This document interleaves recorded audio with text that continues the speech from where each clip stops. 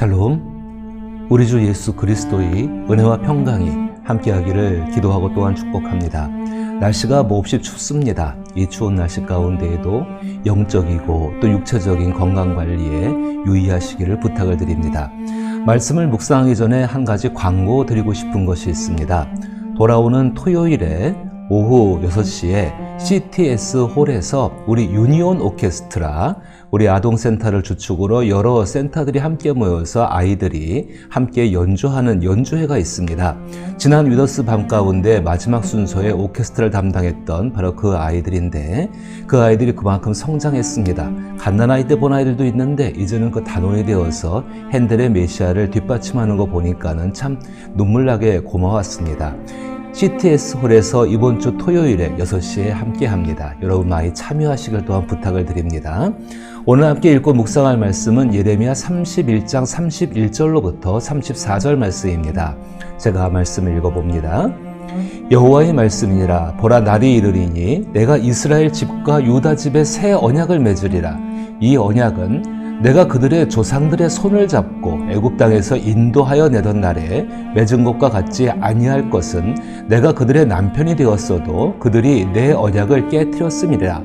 여호와의 말씀이니라. 그러나 그날 후에 내가 이스라엘 집과 맺을 언약은 이러하니 곧 내가 나의 법을 그들의 속에 두며 그들의 마음에 기록하여 나는 그들의 하나님이 되고 그들은 내 백성이 될 것이라. 여호와의 말씀이니라.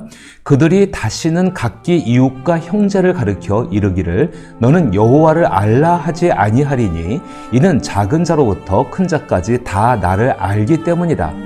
내가 그들의 악행을 사하고 다시는 그 죄를 기억하지 아니하리라. 여호와의 말씀이니라. 아멘. 우리는 신앙생활을 하면서 구약에서 주어지는 어떤 규칙들, 예를 들어서 예배에 참여한다든지 11조를 드린다든지 교회를 섬긴다든지 하는 그런 공동체 중심의 삶과 이것이 실제 나의 신앙생활 가운데 여러 가지 헷갈리는 면들이 많이 있습니다. 대표적인 것이 주일 성수지요. 내가 주일 성수를 하지 않음으로 말미암아 어떤 벌을 받을 것이다. 그런데 그렇지 않습니다. 주일 성수를 한다는 것은 분명히 하나님을 사랑하기 때문에 그 사랑하는 마음 가운데에서 할 수 있는 것이지 그것이 정죄의 대상이 안 된다는 것입니다. 이것이 당연한 것인데 우리는 굉장히 그것에 대해서 혼돈을 하고 있습니다. 그것은 우리가 옛 언약과 새 언약의 관계를 이해하지를 못하기 때문에 그러합니다. 그래서 오늘 본문을 통하여서 그리고 내일의 말씀을 통하여서 새 언약이 과연 우리 가운데 어떤 의미가 있고 그 새 언약과 옛 언약은 어떤 관계가 있고 그것을 하나님이 주셨을 때는 하나님이 이루시길 원하는 것이 무엇인지를 생각해 볼 필요가 있다는 것입니다. 오늘 본문에서 하나님은 새 언약을 사람과 맺으실 것을 말씀하십니다.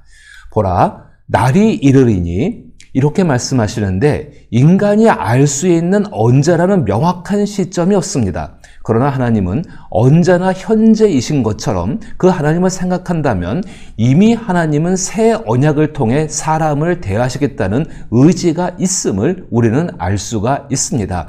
이것은 조금 지난 뒤에 이야기를 하기로 하고 오늘 본문에서 하나님은 새 언약은 옛 언약과 다른 것임을 말씀하십니다. 이것을 중심으로 말하고자 합니다.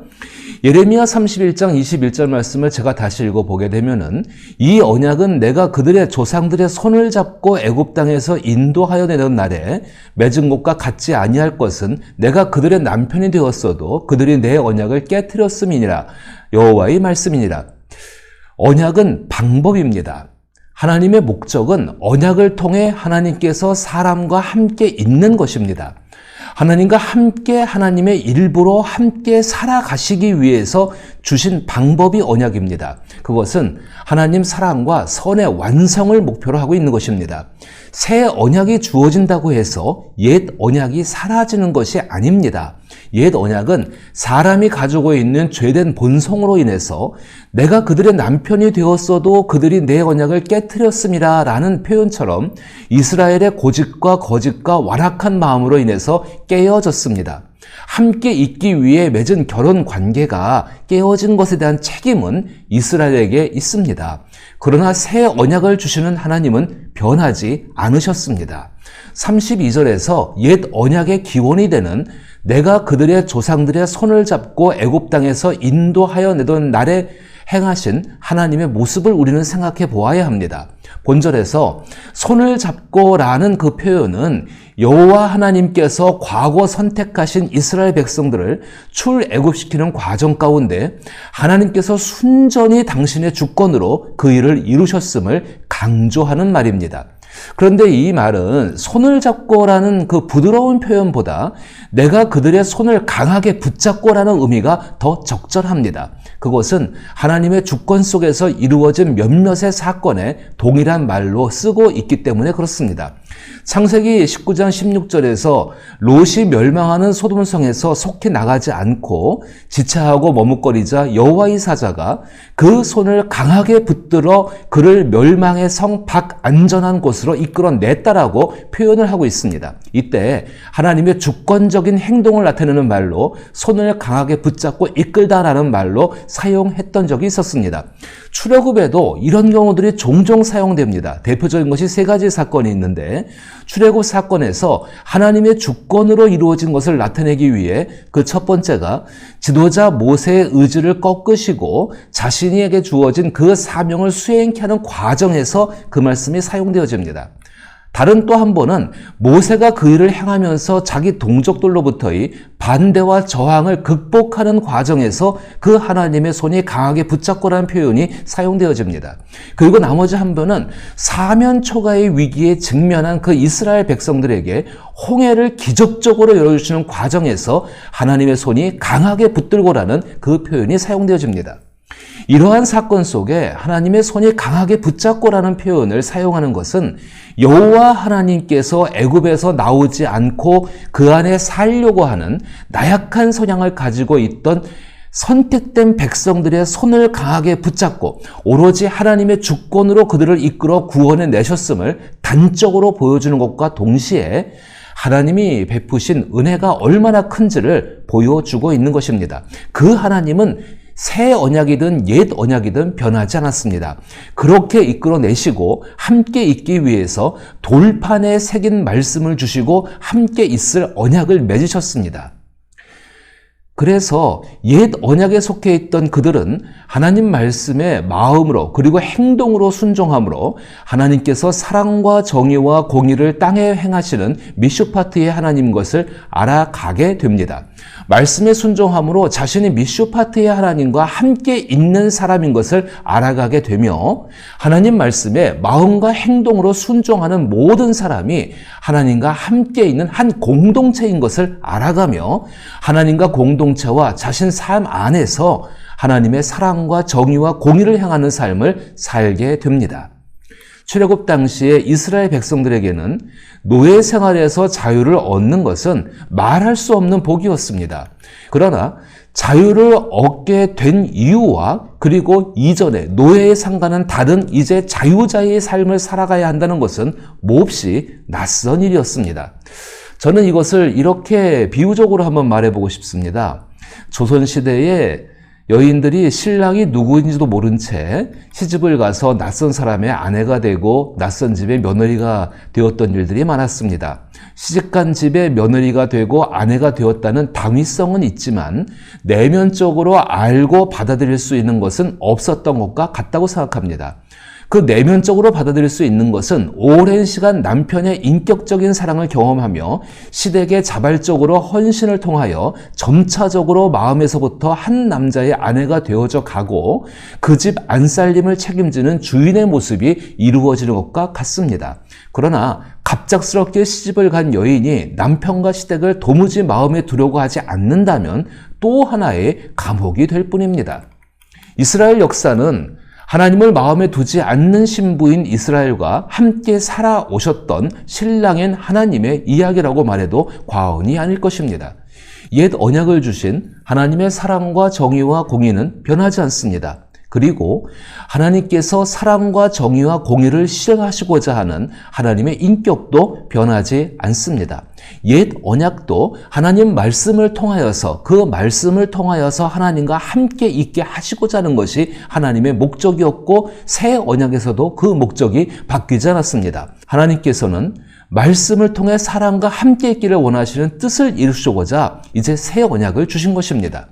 그러나 이전처럼 돌 위에 써서 주시지 않았습니다. 이스라엘 백성들은 출애굽한 이후에 모세가 시내산에서 돌판 위에 써진 하나님의 말씀을 받았습니다. 그런데 이제 그렇지 않습니다. 새 언약이. 오늘 말씀처럼 33절 말씀에 그러나 그날 후에 내가 이스라엘 집과 맺을 언약은 이러하니 곧 내가 나의 법을 그들 속에 두며 그들의 마음에 기록하여 나는 그들의 하나님이 되고 그들은 내 백성이 될 것이라 여호와의 말씀이라 라는 말씀대로 나의 법을 그들 속에 두며 그들의 마음에 기록하십니다. 새 언약의 당사자가 바뀌었음을 분명히 하십니다. 새 언약의 당사자는 이전과는 다르게 정치적 기구나 사회 조직이나 혹은 공동체가 아닙니다. 새 언약은 개인 한 사람에게 주어진 것입니다. 일방적인 하나님의 은혜로 언약이 주어졌지만은 옛 언약은 언약의 당사자로 충실할 때 하나님께서 그들의 하나님이 되고 그들은 하나님의 백성이 될 수 있었습니다. 하나님의 말씀에 충성됨으로 하나님 말씀이 내면화되어 죄성을 이기고 하나님과 함께 있을 수 있는 사람이 되어진다는 것이 옛 언약의 핵심입니다.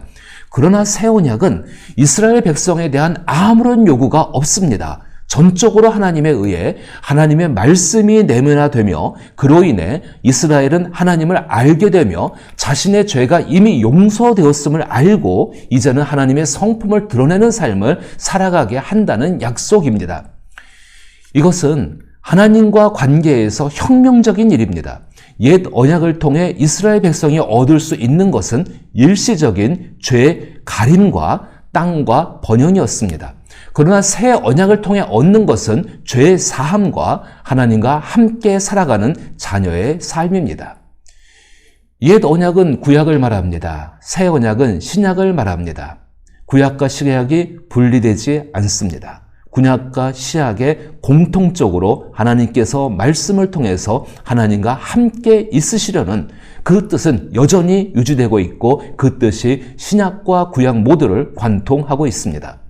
옛 언약은 죄에 대해 사함을 받는 일시적인 죄의 가림이었습니다. 자신의 마음과 생각과 뜻과 말과 행동에 하나님께서 꺼리키시는 불쾌한 것이 있을까 해서 조심하는 삶이었습니다. 하나님을 불쾌하지 않게 하기 위해서 율법의 준수를 말하게 됩니다. 그리고 율법을 준수하지 못한 것에 대해 스스로 보상하기 위해 공동체가 좋아하는 성전을 세우고 예배와 제사와 절기를 지킵니다. 그리고 스스로 만족해서 우리는 하나님과 관계에서 아무 문제가 없다고 말해왔던 것이 옛 언약에 속해 있던 이스라엘 백성들의 모습이었습니다.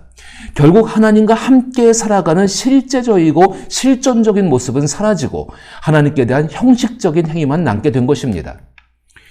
이런 사이에 하나님을 알게 하는 것은 죄의 가림을 받는 순간적인 방법을 교육하는 것으로 전락하게 되어집니다. 그러나 새 언약은 커튼을 쳐놓은 어두운 방에 커튼을 조금 열어서 빛이 들어오게 하는 것에서 이제는 아예 빛을 막고 서 있는 커튼을 통째로 없애버린 것입니다. 오늘 예레미야 31장 34절에서 이렇게 말씀합니다. 그들이 다시는 각기 이웃과 형제를 가리켜 이르기를 너는 여호와를 알라 하지 아니하리니 이는 작은 자로부터 큰 자까지 다 나를 알기 때문이라. 내가 그들의 악행을 사하고 다시는 그 죄를 기억하지 아니하리라. 여호와의 말씀이니라. 하나님께서 한 개인과 맺은 그 관계로 인하여서 그들 안에 죄사함의 은총이 베풀어졌고 옛 언약이 추구했던 죄의 가림의 목적을 완전히 덮어버리시는 죄사함이 이루어졌다는 것입니다. 이것은 안에서부터 변화되어 자신의 삶을 하나님을 닮아가는 삶으로 지금부터 변화시켜 가는 것입니다. 바로 이 새 언약을 통해 이루어지는 삶을 우리에게 주시고자 주 예수께서 친히 우리에게 오셨습니다. 하나님이 직접 오신 것입니다. 주 예수께서는 옛 언약을 완성하시고 이제 새 언약에 속한 사람으로 예수를 믿는 사람들을 살아가게 하신 것입니다. 저는 오늘 이 말씀을 묵상하면서 꼭 묻고 싶은 질문이 있습니다. 그리스도인은 예수 그리스도께 속한 사람이죠. 그러면 옛 언약을 통해 새 언약에 속한 사람으로 살아간다는 것이 맞는가 하는 것입니다. 오늘 본문 말씀 가운데에서 하나님은 새 언약을 사람과 직접 맺을 것을 말씀하십니다. 그리고 본문에서 하나님은 새 언약은 옛 언약과 다를 것임을 말씀하십니다. 그러나 옛 언약을 주신 하나님은 같은 분이십니다. 그렇다면 이것은 무엇을 말하겠습니까? 새 언약을 통해서 옛 언약을 완성해 나갈 수 있는 바로 예수 그리스도의 삶을 살 수 있다는 것입니다. 이제 그리스도인은 옛 언약 속에서 옛 언약을 이루는 사람들이 아닙니다. 새 언약 속에서 옛 언약을 완성해 감으로 말미암아 하나님의 완전한 사랑과 공의와 정의를 이 땅 가운데 드러내는 사람입니다. 따라서 11조를 드린다, 주일 성수를 한다, 또 예배에 참석한다. 그런 문제는 외적인 문제입니다. 당신 마음 안에서 나의 죄를 사하시고 나로 하여금 새로운 삶을 살게 하신 바로 그것이 모든 것을 말하고 행동하고 결정하는 동기가 되어져야 한다는 것입니다. 그 일을 위해서 성령이 오셨고 성령이 우리를 그 삶으로 이끌어 가실 줄로 믿습니다. 그 선한 삶을 살아갈 수 있기를 나사렛 예수 이름으로 축복합니다.